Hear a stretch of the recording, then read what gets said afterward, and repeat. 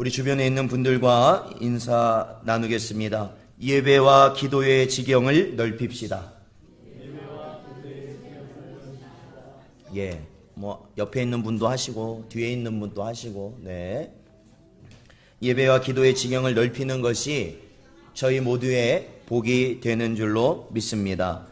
저희 요한복음 4장 23절을 같이 한번 읽어보겠습니다. 요한복음 4장 23절 말씀 읽겠습니다. 시작.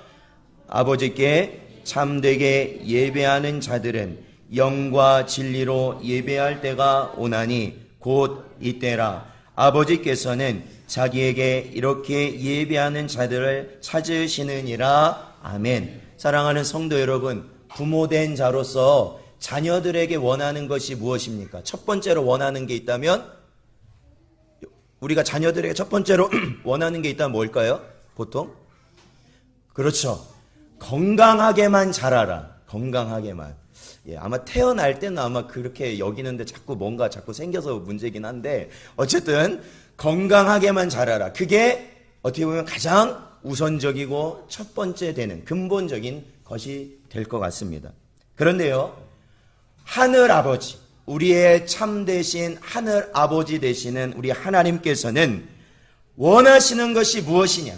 우리가 어떻게 되기를 하나님이 원하시냐면 바로 성령과 말씀으로 예배하는 자가 되기를 원하시는 줄로 믿습니다. 그것이 바로 근본적으로 우리에게 변하지 않으시면서 원하시는 것이 기도하는 자, 예배하는 자, 찬송하는 자다라는 것이죠. 사랑하는 성도 여러분, 우리 아버지께서는 우리가 이 땅에서 유명해지는 것을 원하시는 것이 아니에요. 미국의 뉴욕 타임즈에 나오는 세계를 움직이는 백인에 선정되기를 하나님은 원하시는 것이 아닙니다. 우리가 있는 그 자리에서 바로 하나님을 예배하는 자가 되기를 원하시는 줄로 믿습니다. 그렇기 때문에 저와 여러분이 뭐에 힘써야 되는 거예요? 예배하는 거에 힘써야 되는 거죠. 저와 여러분이 뭐에 힘써야 되는 겁니까? 바로 기도하는 것에 힘써야 된다라는 것이죠. 그것이 바로 하나님이 가장 기쁘게 여기시는 것이기 때문에 그렇습니다.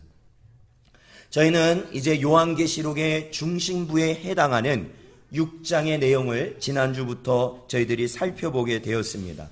그래서 그 6장의 내용의 시작은 어린 양 되시고 우리의 구속주 되시는 예수님께서 7인으로 봉인된 그 두루마리를 그 인을 하나하나 띄시면서 그 내용을 우리에게 밝히시는 그러한 과정이 담겨져 있었습니다.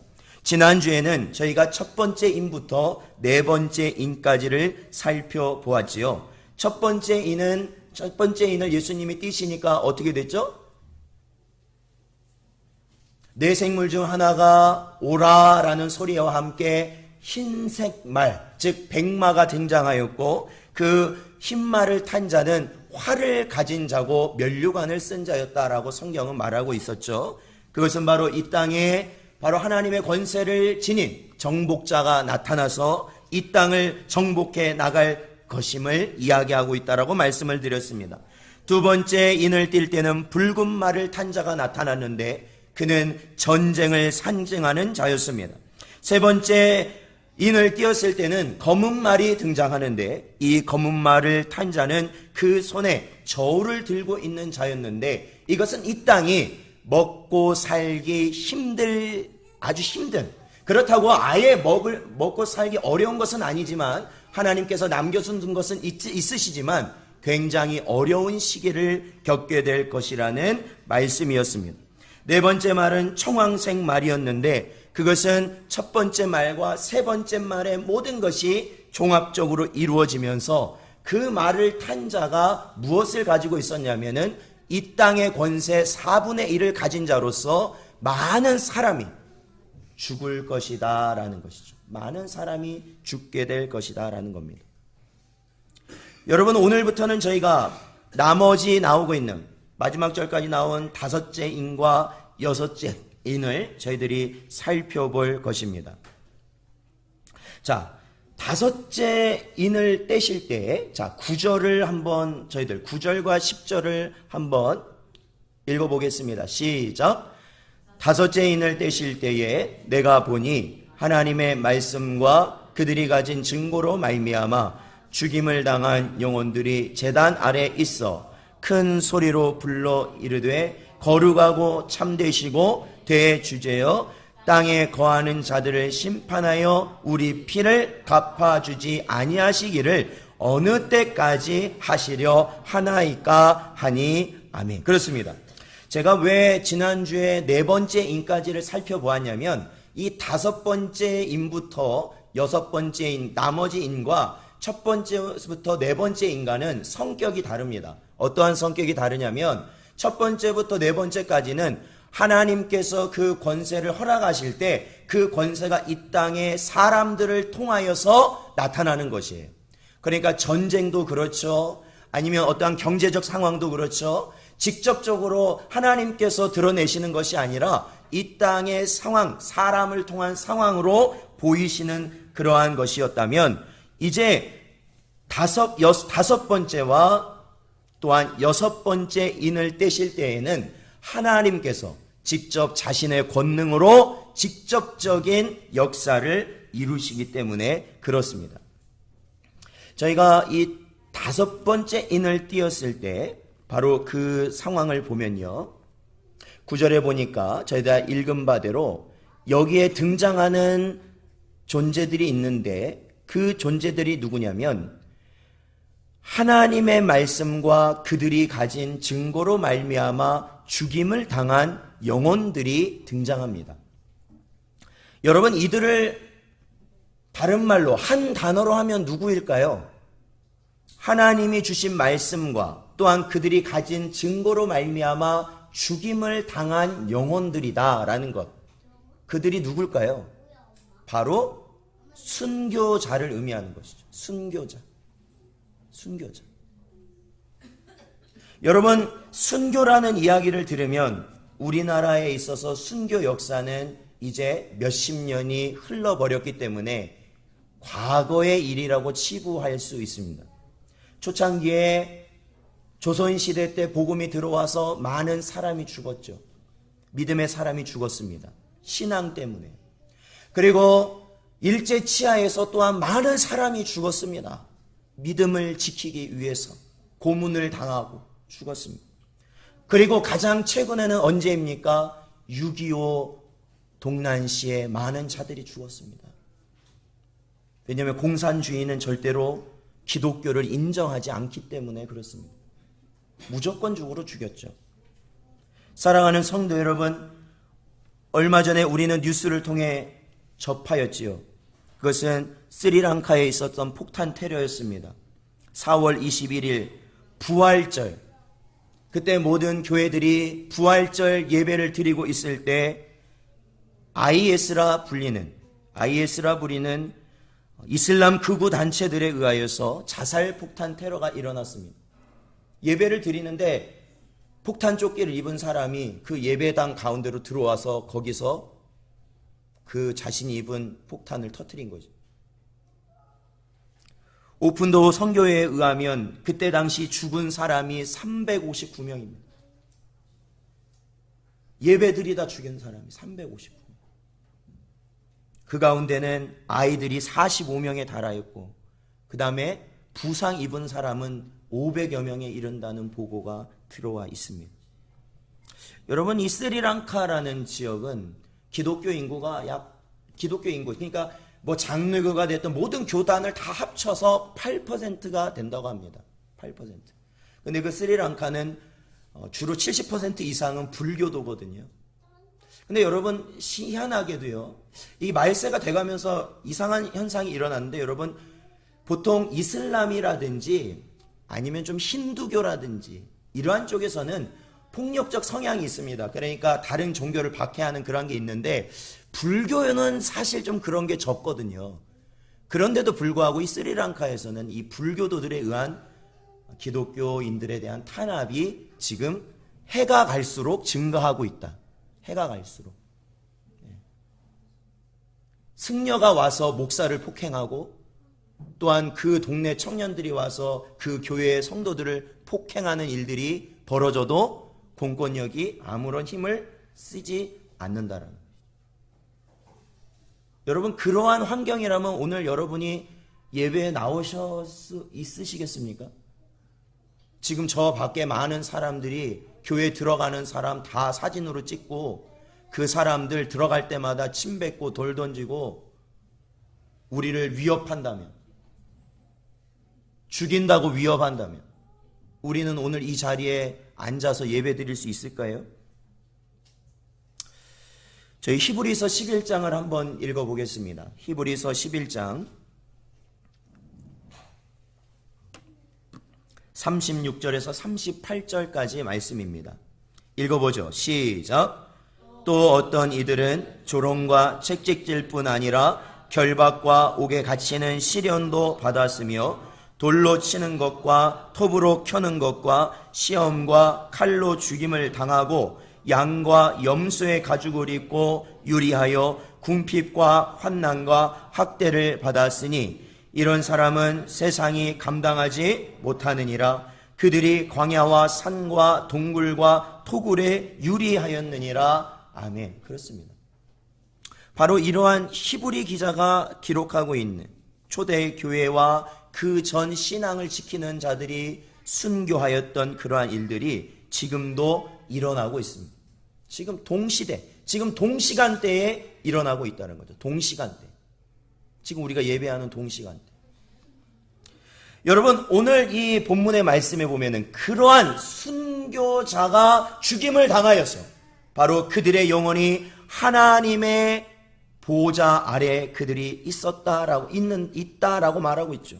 근데 그들이 뭐라고 외치냐면, 그들이 외치는 기도의 소리가, 기도의 내용이 있습니다. 그것이 바로 10절이죠.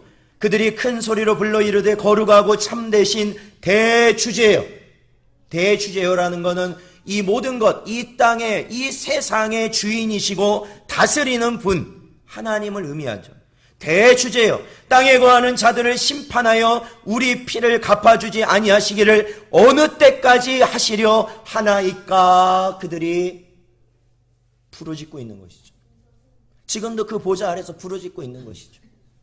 이것은 단순히 그들이 이 땅에서 억울하게 죽임을 당했다는 것에 원한을 가지고 그 한을 풀어달라는 고백이 아니라, 바로 이 모든 것의 심판은 언제 이루어지냐면 하나님의 아들이신 예수 그리스도께서 재림하실 때 그것이 이루어지기 때문에 하나님의 그 계획을 속히 이루어 주옵소서라는 고백이 되는 것이죠. 여러분, 이 순교자들의 영혼이요, 오늘 이 본문 말씀에 보면은 이렇게 표현되어 있죠.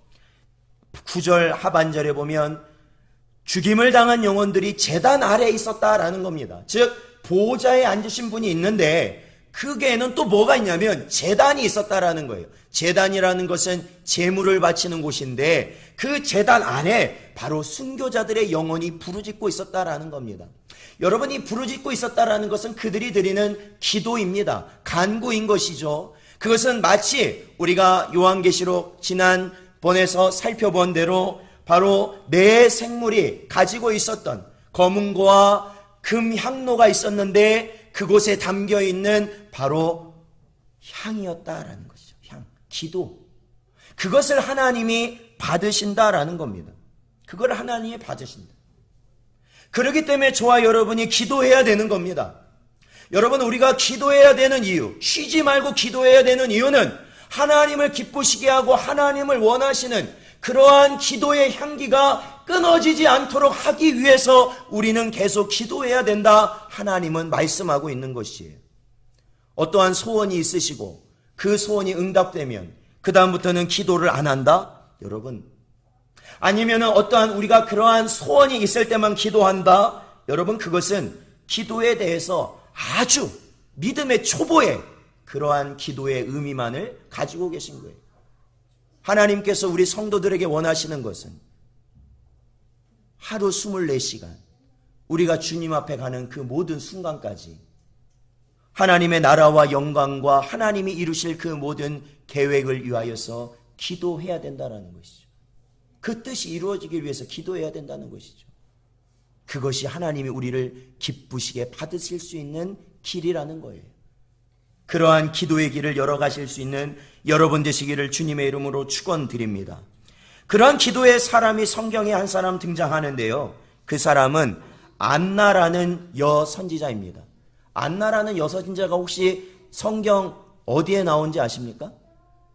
크게 구약에 나올까요? 신약에 나올까요? 50%예요. 구약에 나올까요? 신약에 나올까요? 예? 신약에 나와요. 신약. 예. 이번에 시험 아주 잘 보겠어요. 신약에 나와요. 신약 어디에 나오냐면 누가복음에 나오는데 예수님께서 이 땅에 아기 예수로 태어나셔서 파리 됐을 때 성전으로 정결 예식을 드리러 가십니다. 그때 안나라는 여선지자가 나오는데 여러분 생각해 보세요. 나중에 본문을 자세히 읽어보시면 2000년, 대략 2000년 전이에요. 여러분 그때 그 안나라는 여선지자 나이가 몇 살인지 아십니까? 84세랍니다. 84세. 84세. 대단한 거예요. 84세. 84세. 우리 남권사님보다는 동생이긴 하지만 2000년 전에 84세면 오늘날로 치면은 100세를 훌쩍 뛰어넘은 나이 아니겠습니까? 그때만 해도 뭐 40세, 50세 사면 많이 산 거 아니겠습니까? 그렇죠. 그런데요, 그 여인이 안타까운 사정은 또 있습니다. 누가복음 2장 37절에 보면요. 그게 보면은 그가 84세가 되었는데 그 전에 결혼을 했어요. 젊었을 때 결혼을 했는데 7년간만 결혼 생활을 하고 그 남편이 어떤 이유에서든지 과부로 그 나머지 평생을 살게 되었다라는 거예요. 자, 우리 2장 37절을 한번 읽어보겠습니다. 누가복음 2장 37절. 자, 같이 읽어보죠. 시작. 과부가 되고 84세가 되었더라. 이 사람이 성전을 떠나지 아니하고 주야로 금식하며 기도함으로 섬기더니 아멘. 그렇습니다. 자, 과부가 되었습니다. 84세가 된 진짜 너무나도 연세가 많으신 그러한 분이에요. 그런데 그분이 이때 당시에 뭘 하셨다고요? 어딜 떠나지 않으셨다고요? 이 성전을 떠나지 않으셨다라는 거예요. 그리고 주야로 무엇 하셨다고요? 금식을 해가며 뭐 하셨다고요? 기도하셨다라는 거예요.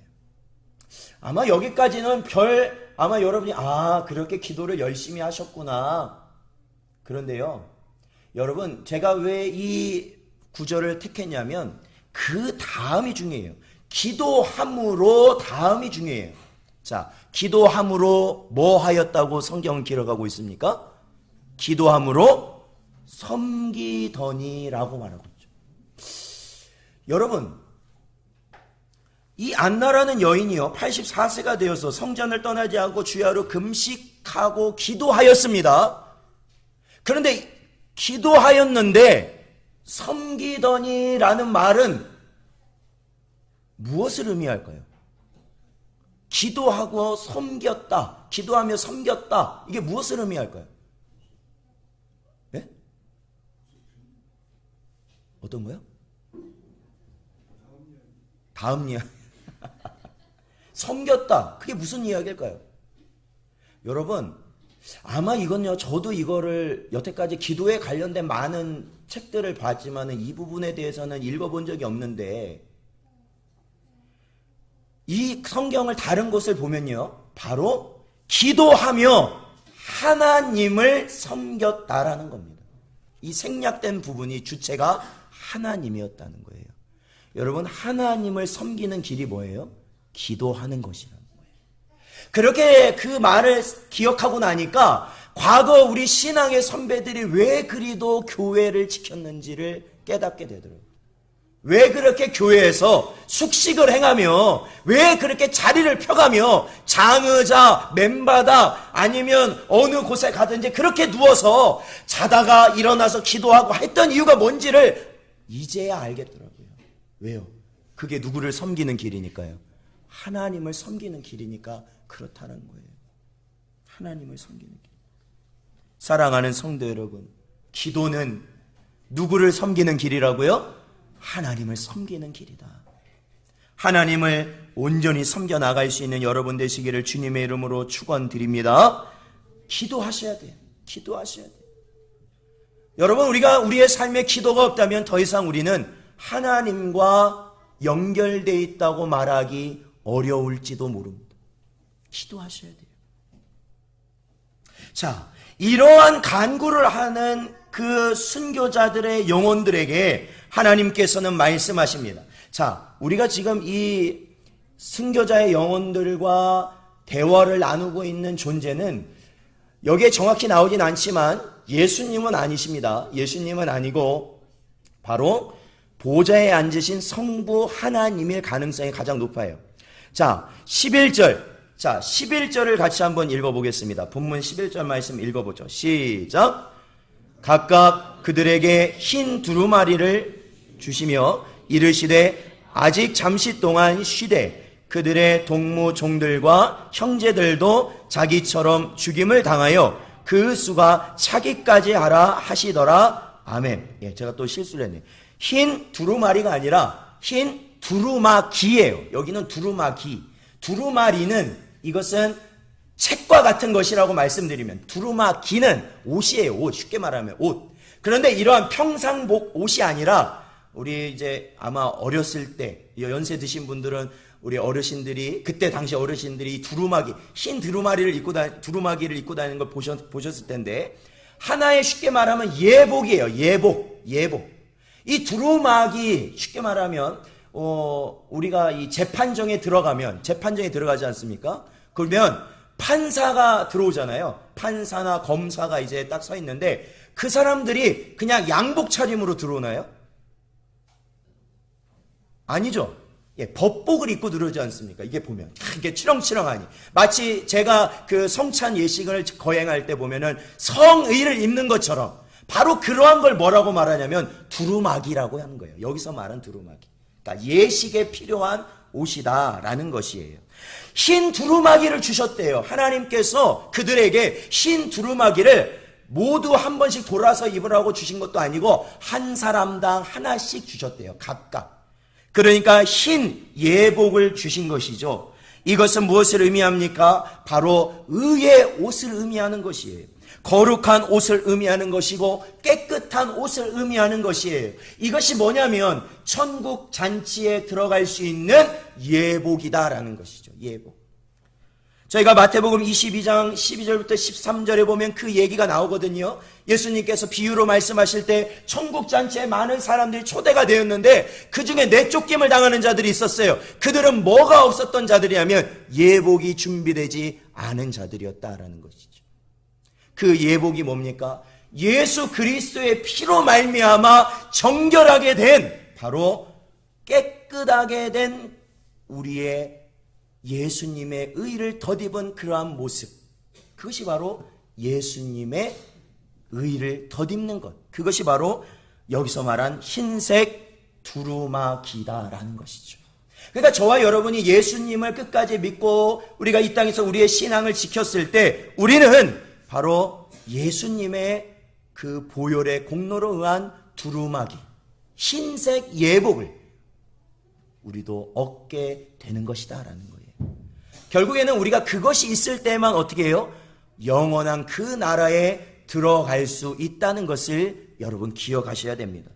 여러분, 오늘날 우리가 교회에 적을 두었다고 해서, 아니면 목사든지 아니면 어떠한 직분을 가지고 있다고 해서, 아니면 우리가 이 교회에서 사역을 하고 있다고 해서 우리가 하나님의 나라에 들어갈 수 있다는 보장은 아무것도 없습니다. 가장 중요한 것은 의의 옷을 우리가 아버지로부터 받아야 되는 것이죠. 저와 여러분은 그러한 의의 옷을 받을 수 있는 자들입니까? 우리는 그 옷을 받은 자들이라고 여러분 확신하십니까? 그것이 없으면 안 돼요. 자, 이 옷을 주시면서 하나님께서 뭐라고 말씀하시냐면 이르시되 아직 잠시 동안 쉬어라 라고 말씀하십니다. 아직 잠시 동안 쉬어라. 이것은 우리가 여기서 알 수 있는 건 뭐냐면 죽은 이후의 사후 세계에 대한 이해를 알 수 있는 것이죠. 그것은 뭡니까? 우리가 지금 이 순간 예수 그리스도를 믿고 죽으면 우리가 믿는 사람은 천국 가고 안 믿는 사람은 지옥 가고 끝나는 것이 아니라는 거예요. 우리의 끝은 예수님이 재림하시고 나서 그 다음에 이루어질 심판을 거쳐 영원한 나라로 들어가는 것이 끝이라는 겁니다. 그러니까 지금 당장 우리가 죽게 되면 어떻게 될까요? 우리가 죽게 되면 영과 혼이 분리되고 그 믿는 자들의 영혼은 바로 주님과 함께 낙원에 거하는데 그때 그 거함은 온전한 하나님의 영원한 나라의 거함이 아니라 주님의 재림을 쉬는 곳이라는 거예요. 쉬는 곳. 완전한 것이 아니에요. 쉬는 곳. 그렇기 때문에 하나님께서는 그들에게 뭐라고 말씀하시냐면 잠시 쉬어라 라고 말씀하십니다. 그리고 나서 이렇게 말씀하십니다. 그들의 동무 종들과 형제들도 자기처럼 죽임을 당하여 그 수가 차기까지 하라 하시더라 라고 말씀하십니다. 이 11절 이 하반절의 말씀을 조금이라도 이해하신다면 오늘날 저 스리랑카에서 왜 많은 사람들이 예배를 드리다 죽임을 당해야 되는가를 이해할 수 있습니다. 아직도 순교자의 수가 차지 않았다라는 겁니다. 예수님의 주신 복음과 하나님의 주신 말씀과 증거를 가지고 죽어야 할 사람이 아직도 남아있다라는 거예요. 아직도. 그 수가 차야 주님이 재림하실 것이다 라는 것이에요. 그래서 지금도 수많은 자들이 주의 복음을 들고 사지로 들어가는 거예요. 사지로. 그들이 지금은 죽어서 없어지는 것 같지만 그들이 받을 영광은 그 누구보다도 클 것이다 라는 것이죠. 바로 하나님의 보좌 곁에서 주님을 찬양하는 자로 세워질 것이기 때문에 그렇습니다.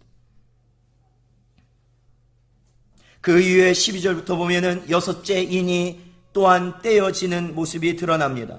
12절부터 14절까지 보면은 정말로 이 땅에 큰 변화가 그냥 어떻게 지진이 좀 일어났다, 화산이 좀 터졌다, 그러한 걸로 끝나는 것이 아닙니다. 여기서 일어나는 이 변화와 재난은 엄청난 것이었어요. 그래서 우리가 사는 지표면 또한 태양계 이상 변화가 있을 것이고, 또한 기상 변화가 있을 것이고, 그리고 또한 우리가 직접적으로 우리가 경험해보지 못한, 우리가 평생을 살면서 경험해보지 못한 일들이 반드시 이 땅에 이루어질 것이다 라는 거예요. 경험해보지 못한 재난이 일어날 것이다. 지금도 우리가 가끔 미세먼지 아니면 여러 가지 일들을 겪으면서 우리가 살면서 이런 건 처음이다 라고 말하지 않습니까? 우리가 겪는 이러한 것은 재난의 수준에 들어가지도 못한다라는 거예요. 지표면과 바다와 기상과 천체에 이르는 온갖 이상 징후가 나타나게 된다고 바로 오늘 본문은 말씀하고 있습니다. 자, 그러한 일이 일어날 때 이제는 아무것도 안 되는 거예요. 기술로도 안 돼요. 과학으로도 안 돼요. 사람으로도 안 돼요. 돈으로도 안 돼요. 아무것도 안 되는 겁니다. 그럴 때 어떠한 일이, 이제 남은 이 땅에 사는 자들이 어떠한 일을 겪게 되느냐, 어떠한 모습이 나타나느냐. 우리 15절을 읽어보겠습니다. 본문 15절 말씀 읽어보죠. 시작. 땅의 임금들과 왕족들과 장군들과 부자들과 강한 자들과 모든 종과 자유인이 굴과 산들의 바위 틈에 숨었다라고 말하고 있죠. 여러분, 참, 여러분 이 재난 영화 같은 거 보면 거기에 꼭 등장하는 거 있지 않습니까? 아니면 국가적으로 아니면은 재산이 많은 사람들이 훗날 재난을 대비하기 위해서 대피소를 만들어 놓는단 말이에요. 대피소를. 보통 이 대피소를 어디에다 만들어 놔요? 지하에다가도 만들어 놓고요. 아니면 정말로 큰 산에 단단한 암벽으로 구성된 그러한 곳에 굴을 파든지 아니면 그 굴을 개조해서 거기에 대피소를 만들어 놓습니다. 이 벙커라고 그러잖아요. 벙커. 그래서 핵전쟁이 일어난다면 아니면 진짜 이 세상이 물로 다 뒤덮인다면 아니면 운석이 떨어져서 이 땅이 다 그렇게 살 수 없는 곳이 되면 거기에서 수년을 살 수 있도록 만들어 놓은 장소들이 있다라는 거예요. 그런 곳이 있다라는 거예요. 실제로도. 그게 여기서 말한 뭐예요? 바로 굴과 산과 바위 틈이라는 것이죠. 굴과 산과 바위 틈. 그들이 다 거기에 숨어버렸어요. 이 땅에 임금들도 숨고 왕들도 숨고 장군들도 있고 부자들도 숨고 강한 자도 숨고 모든 약한 자들까지도 그것에 다 숨어버렸어요. 자, 그런데 그때 어떠한 일이 일어난지 아십니까? 우리 16절을 한번 읽어볼까요? 16절 같이 읽어보죠. 시작. 산들과 바위에게 말하되 우리 위에 떨어져 보좌에 앉으신 이의 얼굴에서와 그 어린 양의 진노에서 우리를 가리라. 아멘. 그렇습니다. 여러분, 그러한 재난과 징조가 이 땅에 왜 나타날까요? 편하게 살게 놔두시지 왜 하나님은 그러한 재난을 우리에게 주시는 걸까요? 그것은 우리의 인생을 돌이켜보면 압니다. 우리의 인생이 항상 편안합니까? 아니면 모진 고난과 고통과 풍랑이 찾아옵니까? 찾아와요? 안 찾아와요? 항상 편하세요? 그렇다면 하나님께서는 왜 그렇게 우리를 못 살게 구시냐는 거예요. 왜 우리를 못 살게 구셔요? 왜 나를 아프게 만드시냐고요? 왜? 안 아프게 좀 놔두시지. 이 인생이란 게 아파봐야 하나님을 알아요. 꼭 보면. 혼나봐야 하나님을 안단 말이에요. 오늘 본문도 그러지 않습니까? 이 땅의 모든 권력을 가진 사람들이 이제는 자기의 것으로는 아무것도 할 수 없다. 이제는 내가 만들어 놓은 대피소에 들어가서 말년을 거기서 보내며 죽을 수밖에 없구나라는 그러한 절망 가운데 있을 때에 비로소 그들이 누구를 찾냐면 바로 보좌에 앉으신 이와 어린 양의 진노를 우리가 어찌 피할까라고 한탄하기 시작한다라는 거예요. 그때 가서.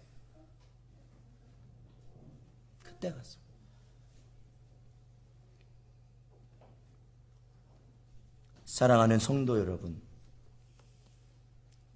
오늘 본문 17절은 이렇게 말합니다. 그들의 진노의 큰 날이 이르렀으니 누가 능히 쓰리오라는 거예요.